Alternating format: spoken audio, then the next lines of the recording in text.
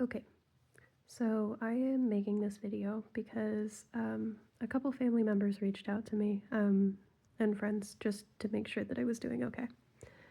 Um, Likely, what happened was they saw a headline come across their phone that said train collision in Spain, 40 dead.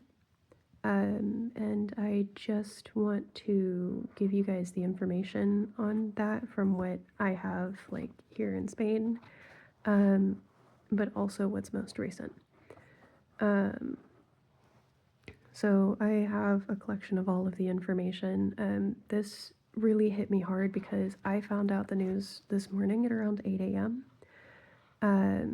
For those who are unaware of the situation, the collision happened in Adamus, which is just outside of Cordoba.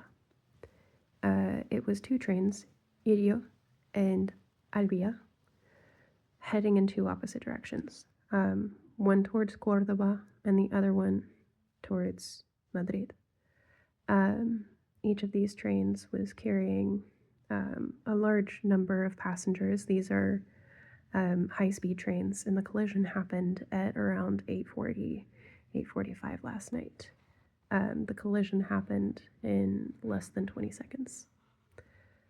Um, so, as of the latest news, at around 9:57, um, they announced that they were removing the last two cars of the Irio train. Um, and then a statement was made by the president of transport, I believe, that there was a twist in the rails. But the thing is they don't know if the twist is simply the effect of the accident or if it was there prior and caused it. At the latest, there were 200 meters worth of lifted rail, so they're still unsure of what the cause is. One of the conductors, the conductor for Aereo, had said that there was a snag in the rails, and that was the only warning they really had. As of 10:54, there was an update that there are now only 34 hospitalized individuals, but 13 are in the ICU. The gravity of this situation is that 40 are dead. Only 5 of the bodies have been identified. This is as of around 10 p.m. And 3 are still stuck in the Albia car. So they were still having a hard time collecting the bodies and getting them identified. The specific rail going from Madrid to Segovia will not be in use until around February 2nd. That is an official statement from Renfe, which is fine. This situation shocks and shakes me, because I have been a passenger on one of those late night trains before.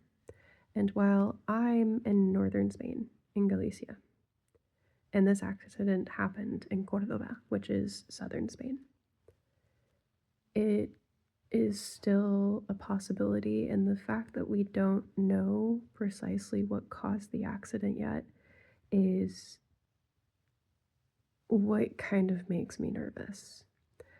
For reference, I got all of this other information from El País. I gave you the times so that you can find it if you want to. According to 3N, though, they had more information on the rails in the train.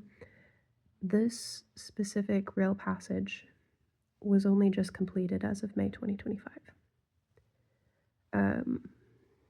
So it is very new rail. And the train is only 4 years old. So it is new technology.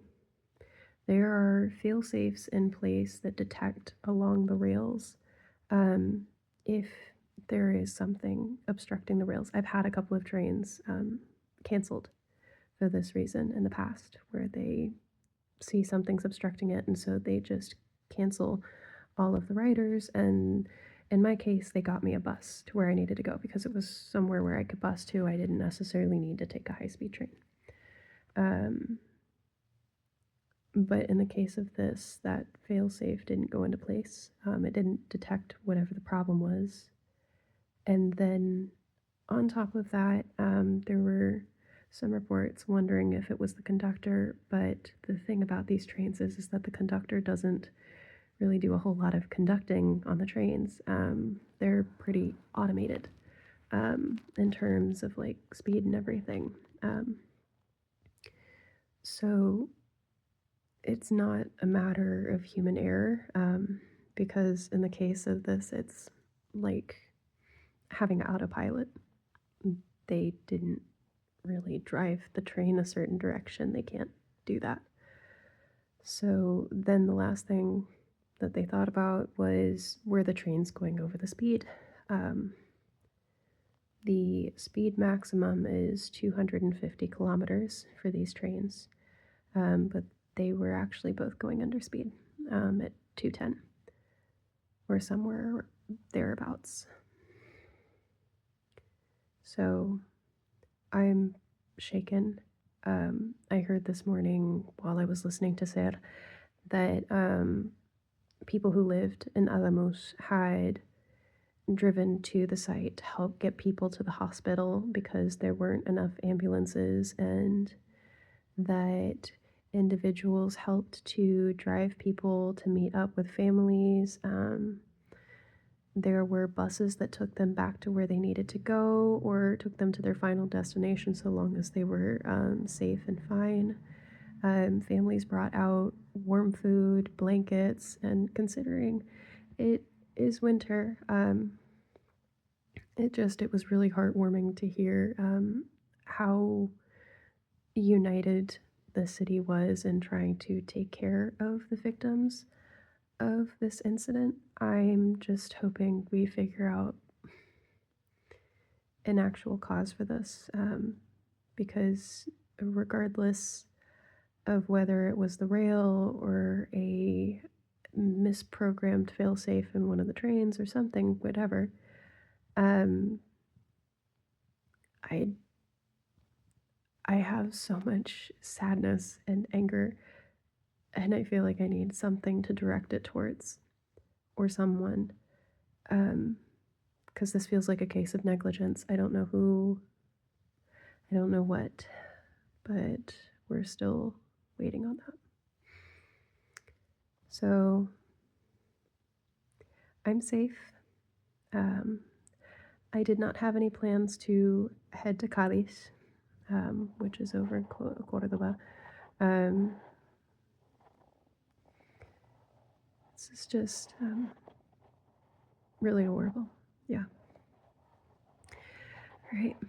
You guys have a great day.